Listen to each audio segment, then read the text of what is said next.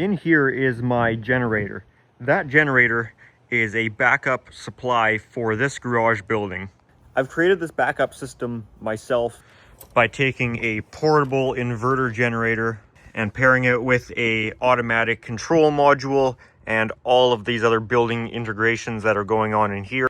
And paired with a automatic transfer switch, it makes for a fully automatic system out here. It does not do the house building, it just does the garage. I've done a whole video on why it doesn't power the house. Basically, long story short, is the generator is too small, not sized for the house, and it's impractical to do so. And none of this system or the house is set up for the generator to power the house. But today, we're gonna make it do that. Now, most of this video is a completely bad idea and quite dangerous and something that should never ever be done. Right now, this generator, the way it sits, it's a properly interlocked, separately derived system with electronic and mechanical interlocking. That means this can never backfeed the house. But today we are going to override this system and manually intervene and operate this in a way that I never intended it to be, but in a way that's going to power the house. Talk about how we're going to do that in a second, but first of all, I just need to get this clear. This is in no way a setup that's actually going to be operated like this. This is a demonstration for this video and for the purposes of seeing if it'll work. This is not a planned solution to power the house. This is a hypothetical, can it be done type video. So let's talk about how we're going to do this. I'm sure a lot of you already know exactly what we're going to do. As for powering this building, it's going to power this building just as it usually would. However, on the generator, we have another 240 volt 50 amp receptacle. And on the house here, we also have a 240 volt 50 amp receptacle. This I installed recently for using my welder. So with what's known as a suicide cord or a double male-ended cord, we can connect this generator to the house. Now, the most important thing with that is that there is no way for the main breaker to be turned on. The main breaker of the house in that scenario must be shut off. And me doing that manually is not legal. It needs to be properly mechanically interlocked or an automatic transfer switch doing that. That's why what we're doing today is just for a demonstration, not a actual permanent solution. That is to make sure that this generator can't backfeed into the house and then backfeed through the utility. The danger behind that is backfeeding the secondary of the transformer that you've now turned into the primary, and what used to be the primary is now become your secondary, and now you're putting out 14,400 volts on what's supposed to be the primary of the transformer, but that transformer will work exactly the same in reverse, stepping up that voltage. And that could present a dangerous situation to linemen working on the distribution system. Now, that should never actually happen, as they have their protocols in place of grounding out their lines that they're working on to prevent them from being energized, but there's supposed to be layers of redundancy to this. So before anything else happens here, we need to lock out the main breaker and not allow it to be turned on in any circumstance while the generator is running. But because of the way that this generator's neutral and ground is bonded, there's another danger to this. I also did a video talking about bonded versus floating neutral generators. This one here, though, is not a floating neutral. The ground and neutral are bonded together. They are connected together in this generator just as they are at your main service with the bonding screw. And for this installation, that's proper because this is a separately derived system, and the transfer switch also switches the neutral to the generator source. It has no connection to the house or the utility neutral, so you don't end up with parallel ground paths. But the house at the main service also has a bonded neutral. The ground screw, the bond screw, is left in at the main service. So if we are to be using this to also backfeed the house, that presents another parallel path, which is dangerous because you'll have potentially neutral current on the grounding conductors, which those grounding conductors are undersized for carrying that neutral load. They're not intended for that, as well as those grounded conductors that aren't supposed to be carrying any current now have a parallel neutral path, and then you have neutral current on those. So potentially you could have equipment with a grounded metal surface being energized and having touch potential. If you're going to touch something, you could have voltage on it, and you could become another parallel path, which is something you absolutely don't want. So that's all the safety stuff that we need to be really careful of. So the way we make this work for this video, to safely do that in this video, the two things we need to do is we need to actually remove the bond screw at the main service. That way we don't have parallel ground paths, because the utility is no longer the source. It's now the bonded neutral generator. And we need to shut off the main breaker, and I'm going to lock it out. Now, a non-safety issue, but a operational issue, is we need to shut off the breaker to the garage. Because this generator is now going to be powering the house, it will basically re-energize its own transfer switch. So then it will think utility power is back and shut down the generator, and it's going to become like a dog chasing its own tail. It'll be an endless loop of the generator starting because power is lost, then powering the house. So then this generator will think utility power is back, shutting the generator down, just to find out utility power is gone again and start the generator back up. Hopefully you can see the issue with that scenario. Now here's the cords we will need to do this. Here we have a NEMA 1450 male receptacle, and at the other end a female receptacle. Which end here goes into the generator versus the house doesn't exactly matter, because we also have this, which is something I've made myself and something that should never be made. As you can see, this is a double male-ended 1450 plug. Now I say it doesn't matter because electrically it doesn't matter. This can work either way, but safety-wise, there is a safer way to do this. And that's because our generator is the source, the live end, it's safest to prevent live prongs to plug this end into the generator and then this end into the house without any power, and then take our live prongs and plug this into here. Now that's a way of preventing there being live cord ends, but of course that requires the thought process of thinking through plugging in this cord, which cords are designed to be a pretty dumb item that you can't mess up. We are taking a dumb item and making it require a lot of thought to safely operate. But before we do anything to do with this, we need to make it safe to power the house off the generator. This is our main panel and where our service entrance is. So I'm going to start by taking the panel cover off. Now, everything is still energized as it normally would be.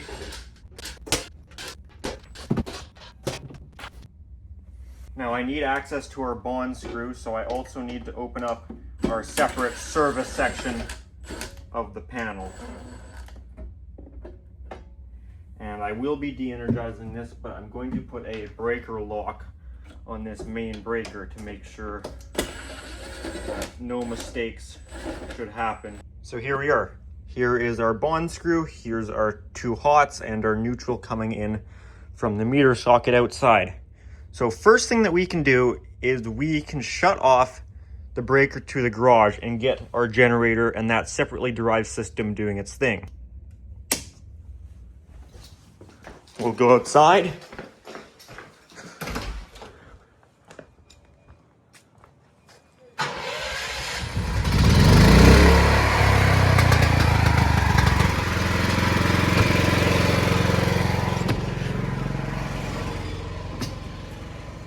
And that's got power back on here. And this separately derived system is doing its normal operation. Transfer switch has isolated it from the house. Now we need to keep this breaker off that powers that garage building so that when we backfeed this entire service here, we don't re-energize this and then the generator thinks it has utility power back. So what we're gonna do now, shut off our main breaker. So that's got power off in the house. Now these are still live. I'm going to put my lockout on here.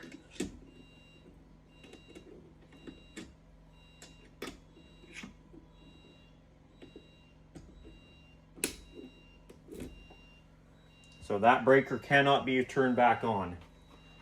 Now that we have the house off, can pull our bond screw.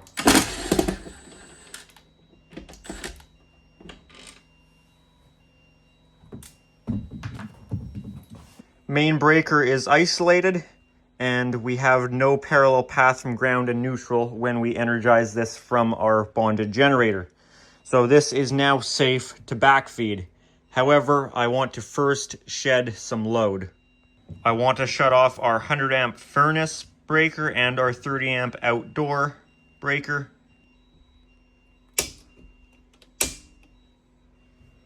Our hot water tank, and we don't want our range on either. Everything else the generator should be able to handle. At our basement sub panel, we'll see if we need to shed any load from here. I'm going to shut off our 50 amp receptacle. We're going to backfeed for now. Our range is already off. And we can shut the dryer off. Everything else the generator should be able to handle. So this building's all happy, powered off generator as it should be.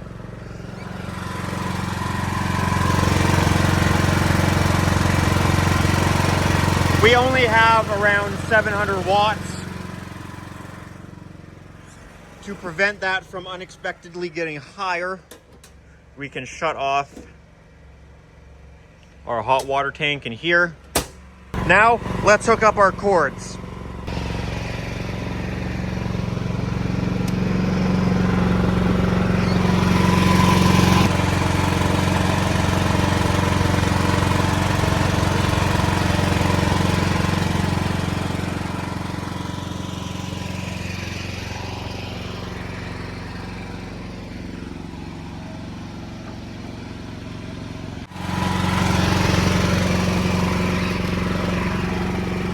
I've got our 50 amp cord now ran over to here. I'm going to plug in our double-ended male into the house. And as soon as we plug this other end into here, this will make this live. Okay. That's live now up to that receptacle and up to the 50 amp breaker in here. So let's first energize just this panel.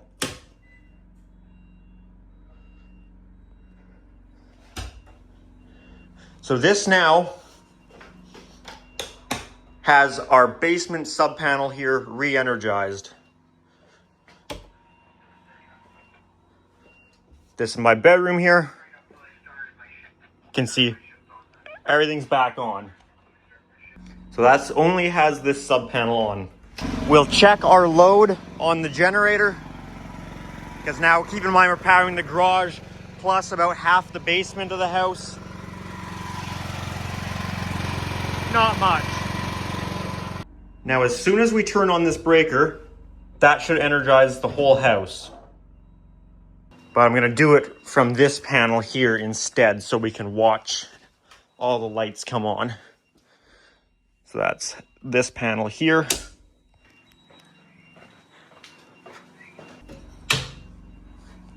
Now we can energize the main house panel on the generator.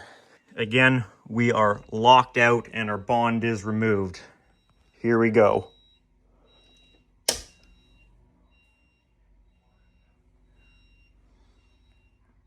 We now have the whole house powered off the generator.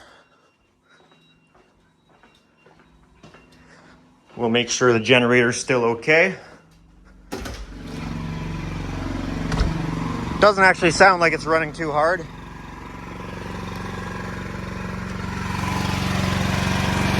Still not much. We're only at about 2,000 watts.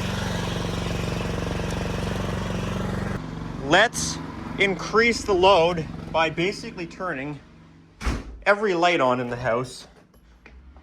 See, we're now running that exhaust fan. We're running 1, 2, 3, 4 freezers in here. Garage lights are now on. Can turn on kitchen lights. Hold our door open, turn on these lights, turn on this light. We got these lights on already. Turn on our lights in here. See, we're powering this. Our fire alarm system's back up and running. Now the whole house, this is all coming off the garage's generator.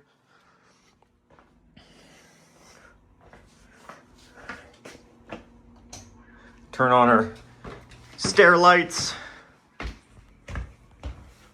Kitchen lights are on. You can turn on our upstairs hall. Turn on our living room, bathroom, office, spare bedroom, primary bedroom, bathroom.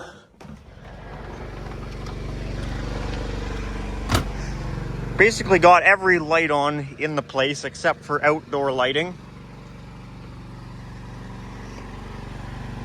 Generator does sound like she's working a little harder. We still got lots of room though, 2,400 watts. We got these outdoor lights on here because they don't know what time it is. Why not? Turn the lights on in here. You know what? Let's add another few hundred watts of outdoor lighting. All right, there we've got that 200 watt light on. I think that's a 40, bunch of 10s, 80 watt. Keep in mind, we've got all of our lights on in here pretty well. I guess I could turn on this light if you guys wanted. See, lights aren't the problem. So much LED lighting, generator will handle that fine. You know what? Need some tunes going? Turn on the radio.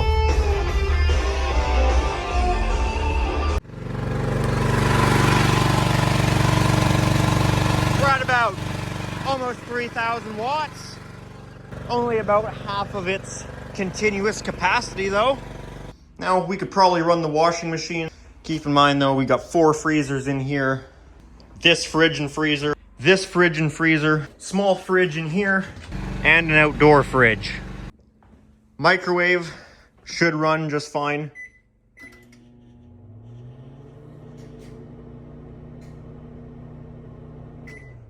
Yep, runs the microwave. Dishwasher would run. We could run something small like the air fryer. Toaster, throw 1,500 watts at it.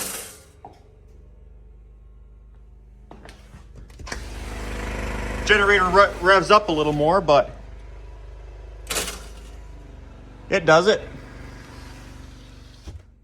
Kettle, again, revs up more, but it'll run that. But anything in here other than the oven, it can run. The big issues around this house are the 2 ovens, electric heat in the basement, and the furnace. Now, I think it probably could run the heat pump. You know what? Let's try it. Let's turn the furnace back on, see what happens. Right now, it's gonna be calling for air conditioning, not heat, so that's fine. The issue definitely would be heat if it has a big jump in temperature it needs to make, or it's just that cold out and it brings on the electric heat, the electric resistive heat. That's why it's got a 100 amp breaker. So let's try it. That's the furnace. That's the heat pump. Furnace is on though. We'll see how it handles that heat pump startup. Maybe we're about to come on. Still don't think it's come on yet. I've been waiting for this thing for like 10 minutes here now.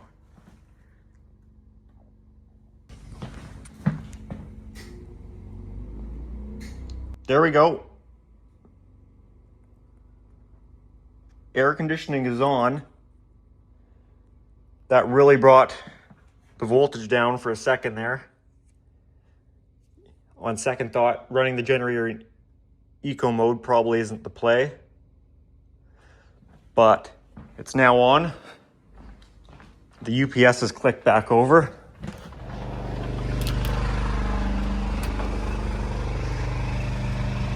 And the outdoor unit's running. Still got every light on in the place. Yeah, definitely running a little harder.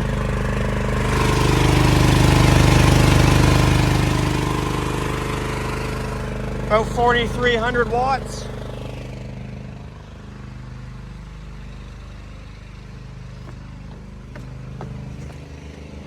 but it's running the heat pump. We're getting cold air. So it can run the heat pump. It's definitely emergency heat that would be the problem. Something else must have just came on because it just started running harder. Furnace is running though, cold air. We'll go look at that generator again, see what our load is at.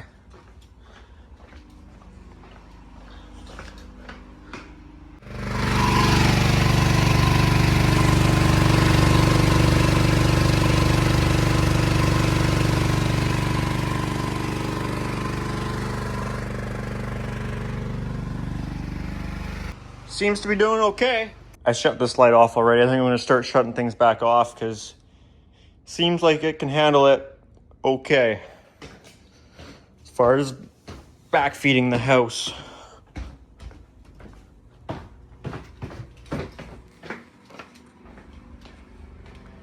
(122 volts).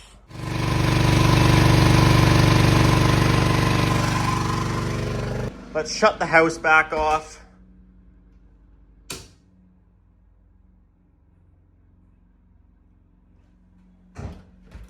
We are now just powering the garage again.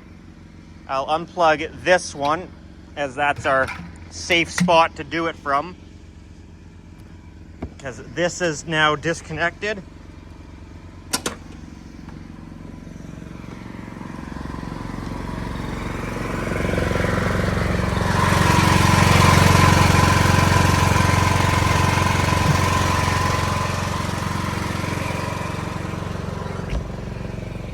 Let's get our house back together.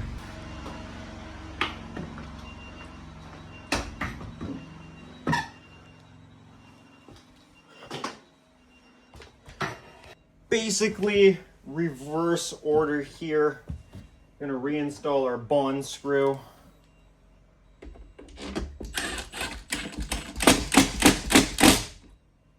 I think I can probably do this actually without removing the lock quite yet. And so the generator's fine. It's got a separate system, but now that our house is off anyways, we can actually turn that garage building back on. Can turn on everything that we shed in here actually, because we're going to be back on utility power.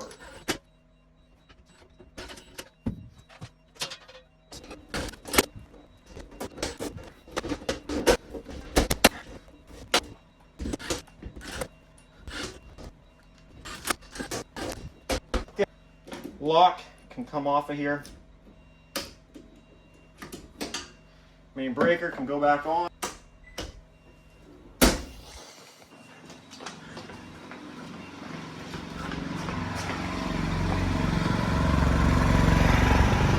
There, we've transferred off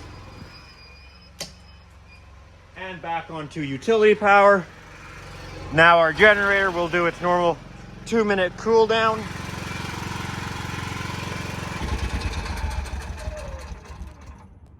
All right, there's our shutdown. Well, there you have it. That is the generator powering the house. So is it possible? Theoretically, yeah, it is. It can power the house. I think we found that out, no issues. Doesn't really like the AC compressor starting, probably running the generator not on eco mode, keeping it on normal mode, keeping the RPMs up and ready for the load to hit it. I think it would be a lot happier. But yeah, in the summertime, it certainly can power the house, and it does that with quite a bit of buffer room still. Not enough buffer room that you could exactly run the stove and oven. You could probably actually run a couple elements, no problem. I'm not sure about the oven, but stovetop elements would probably be okay. Dryer, probably not, but little things, definitely. In the wintertime, it'd probably be a different story.